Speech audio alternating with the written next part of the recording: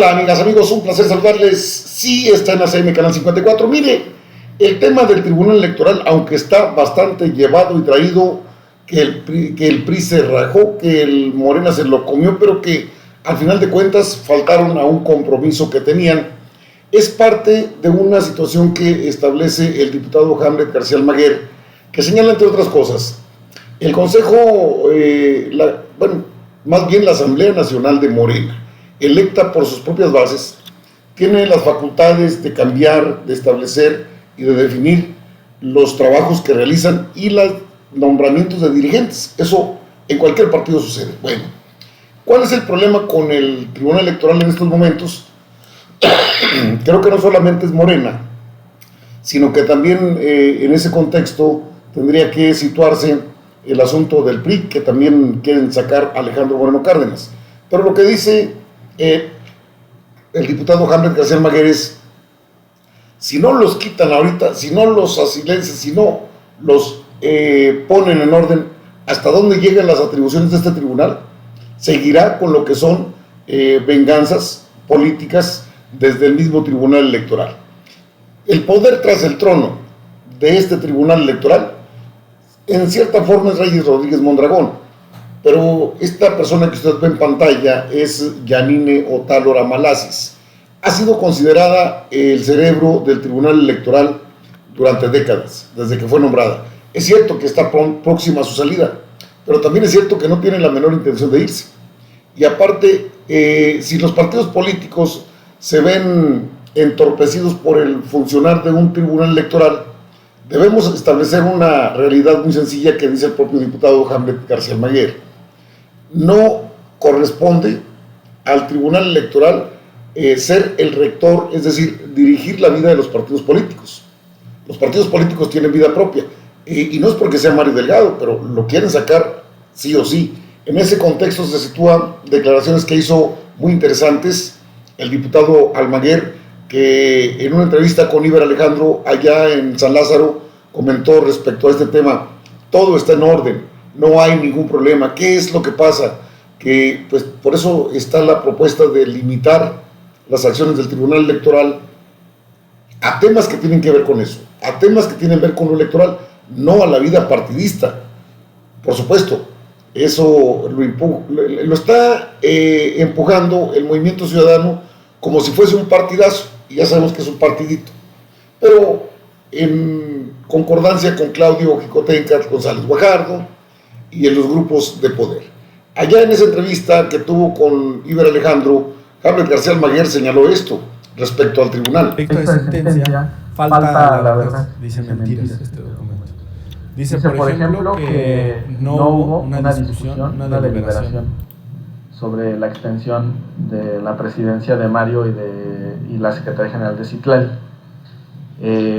Quienes estuvimos allá en el Congreso Nacional, éramos más de 3,000 congresistas, bueno, 3,000 congresistas, pudimos presenciar estos eventos. Tan hubo deliberación que 5 personas hablaron en contra y otras 5 hablaron a favor. Y había un notario público ahí que dio fe de la votación. Cerca de 500 congresistas votaron en contra de la extensión de Mario y cerca de 2,000 votamos a favor de que continuaran Citlali y Mario. Entonces es falso lo que dice el tribunal de que no se discutió este punto.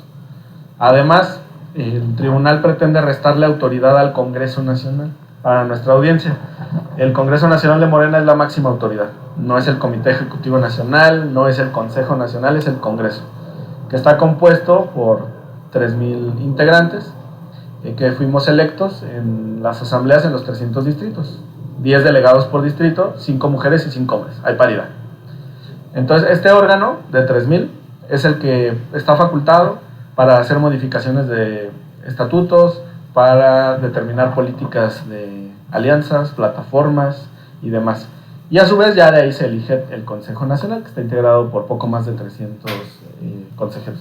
Sí. Ellos aprovechan las ambivalencias que hay en esta situación de la extensión de mandato de Mario Delgado, porque dicen, bueno, Mario Delgado busca extender su mandato y eso es ilegal, lo presentan como ilegal, se adjudican atribuciones que no le corresponden al tribunal. Ajá, ellos dicen que no hubo una discusión y que por eso es ilegal, pero no pueden negar que el Congreso Nacional está facultado para tomar esa determinación.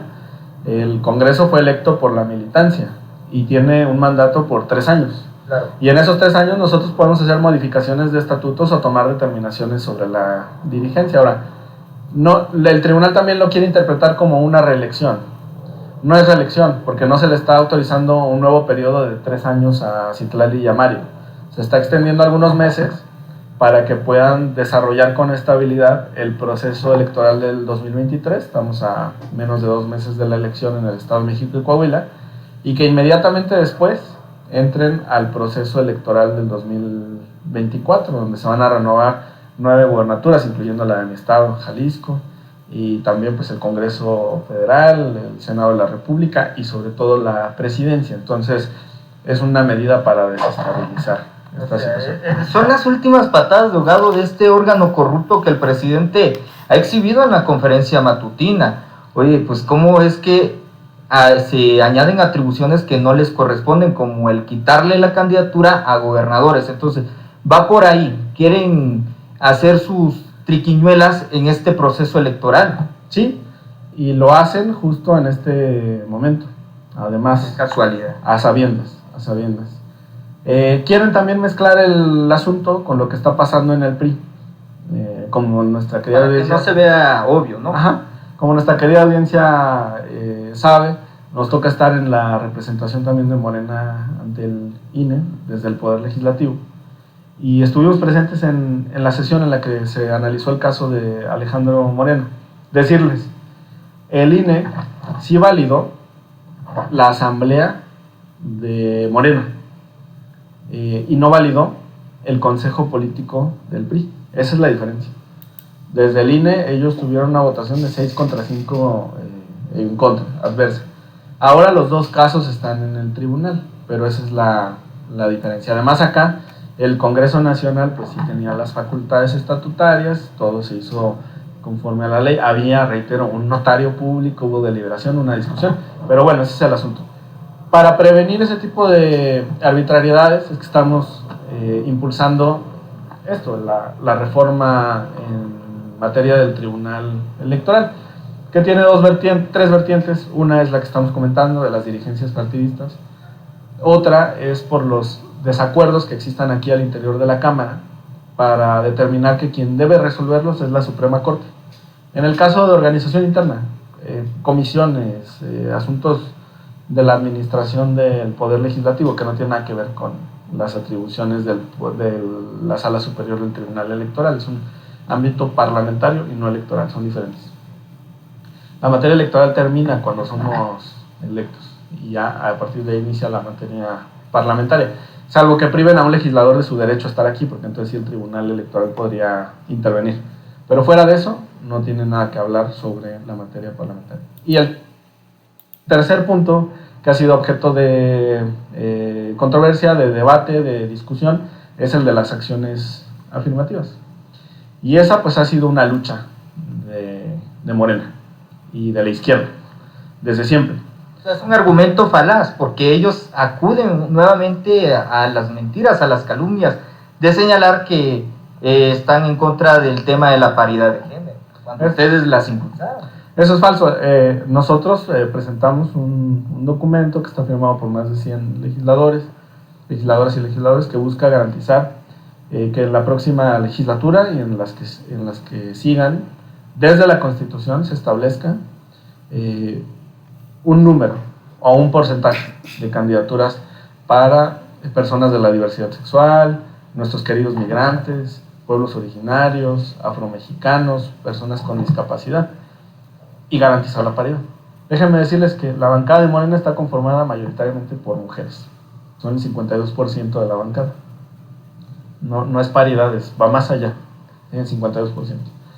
Y es la bancada que tiene mayor representatividad de estos grupos en situación de vulnerabilidad. Eso le da mucha pluralidad a la integración de nuestra bancada. Morena es el partido que tiene más legisladores de pueblos originarios e indígenas, más afromexicanos, más diputadas y diputados con discapacidad, de la diversidad sexual y migrantes, y también muchos jóvenes. Entonces, estamos en esa discusión. Hoy tuvimos una sesión interna del grupo parlamentario en cuanto terminó la sesión del pleno, y acordamos ir unidos en una propuesta de redacción que garantice la paridad y que garantice espacios para estos grupos en situación de vulnerabilidad que siempre se han defendido desde la izquierda.